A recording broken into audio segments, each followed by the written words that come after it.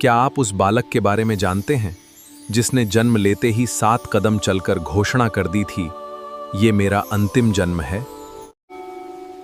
क्या आप उस बालक के बारे में जानते हैं जिसने 7 कदम चलकर घोषणा कर दी थी? क्या यह केवल एक किंवदंती थी या किसी महान आत्मा के आगमन का संकेत? यह वही बालक था जो आगे चलकर करोड़ों लोगों के लिए ज्ञान और करुणा का मार्ग बनेगा।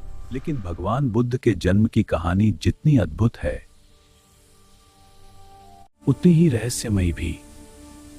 आइए चलते हैं 2500 वर्ष पीछे, उस क्षण की ओर जहां यह असाधारण यात्रा शुरू हुई थी। लगभग 2500 वर्ष पहले हिमालय की तराई में शाक्य गणराज्य स्थित था। इसकी राजधानी कपिलवस्तु थी।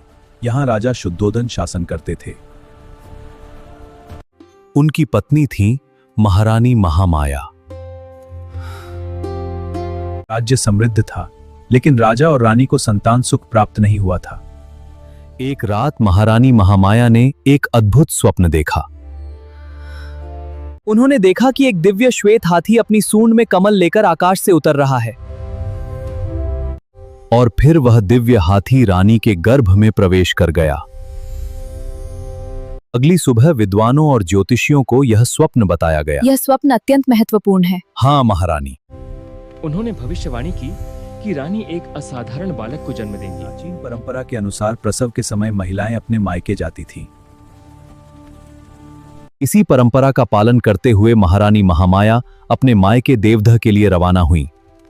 मार्ग में लुंबिनी नामक सुंदर उपवन आया, जहां उन्होंने कुछ समय विश्राम करने का निर्णय लिया। वैशाख पूर्णिमा के दिन लुंबिनी के उस रमणीय उद्यान में महारानी महामाया ने एक पुत्र को जन्म दिया। उस बालक का नाम आगे चलकर सिद्धार्थ गौतम रखा गया। यह मेरा अंतिम जन्म है। उस अद्भुत घटना को देखकर सभी आश्चर्यचकित रह गए। देवताओं ने पुष्प वर्षा की और चारों ओर आनंद का वातावरण फैल गया। बालक के जन्म का समाचार सुनकर ऋषि असित महल पहुंचे। स्वागत है महान ऋषि असित। धन्यवाद। राजा शुद्धोधन ने उनका आदरपूर्वक स्वागत किया और उन्हें बालक सिद्धार्थ के पास ले गए। ऋषि असित ने शिशु के शरीर पर मौजूद शुभ लक्षणों का ध्यानवक निरीक्षण किया।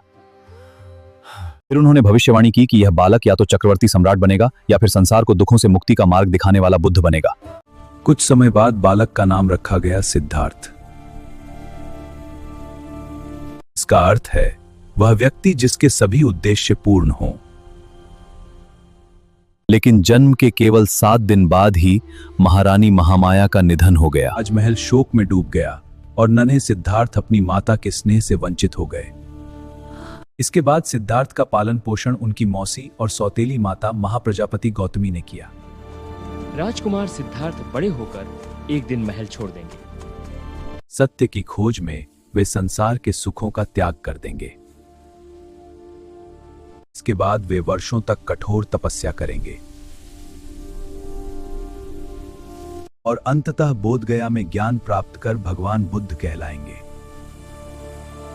लेकिन उस महान यात्रा की शुरुआत लुंबिनी के इसी जन्म प्रसंग से हुई थी। भगवान बुद्ध का जन्म केवल एक राजकुमार का जन्म नहीं था, बल्कि मानव इतिहास में करुणा, शांति और ज्ञान के एक नए युग की शुरुआत थी। आज भी उनके उपदेश करोड़ों लोगों को सत्य, करुणा और शांति का मार्ग दिखाते हैं। यदि आपको भगवान बुद्ध के जीवन से जुड़े ऐसे रोचक प्रसंग पसंद हैं, तो वीडियो को लाइक करें, चैनल को सब्सक्राइब करें और कमेंट में लिखें बुद्धं शरणं गच्छामि।